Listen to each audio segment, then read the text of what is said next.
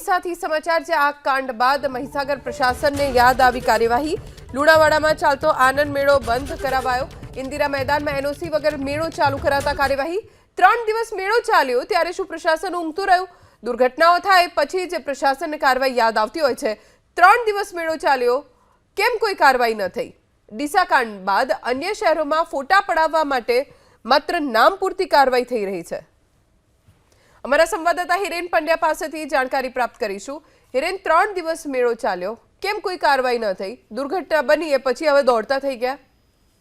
જી ચોક્કસપણે જે રીતે વાત કરવામાં આવે તો વહીવટી તંત્ર ઊંઘતું ઝડપાયું છે, કારણ કે જે મેળો છે તે મેળાની રાઈડો પણ લગાવી દેવામાં આવી હતી અને મેળો શરૂ પણ થઈ ગયો, પરંતુ સમગ્ર વિગતો ત્યારે બહાર આવી કે જે ડીસા કાંડ સામે આવ્યો અને ત્યારબાદ ગઈકાલે રાત્રે અચાનક જ રાઈડો બંધ કરાવી દેવામાં આવી અને તપાસ કરતા ખબર પડી કે આ જે છે આ મેળાને કોઈ પણ પ્રકારની મંજૂરી મળી નહોતી। માત્ર તેમણે મંજૂરી માટે એપ્લિકેશન આપી હતી, કોઈ પણ પ્રકારની મંજૂરી તેમને મળી ન હતી, છતાં મેળો એ શરૂ કરી દેવામાં આવ્યો હતો।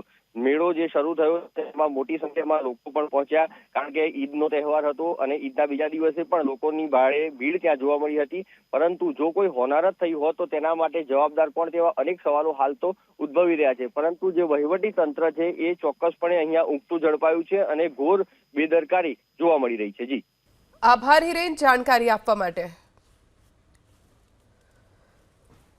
તો ડીસા કાંડ પછી હવે અન્ય શહેરોમાં આવી દુર્ઘટના ન બને એટલે ખાલી ફોટા પડાવવા માટે પ્રશાસન તરફથી કાર્યવાહી થઈ રહી છે।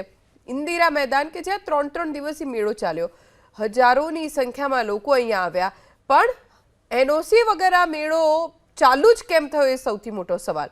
મેળો ચાલુ થઈ ગયો, 3 દિવસ વગર એનઓસી અહીંયા રાઇડ્સ ચાલુ હતી, છતાં પ્રશાસનનું ધ્યાન ન ગયું। ડીસામાં દુર્ઘટના બની અને પછી જ્યારે તપાસ કરવામાં આવી ત્યારે ખબર પડી કે આ મેળામાં એનઓસી નથી અને હવે રાઇડ્સ બંધ કરાવડાવવામાં આવી છે।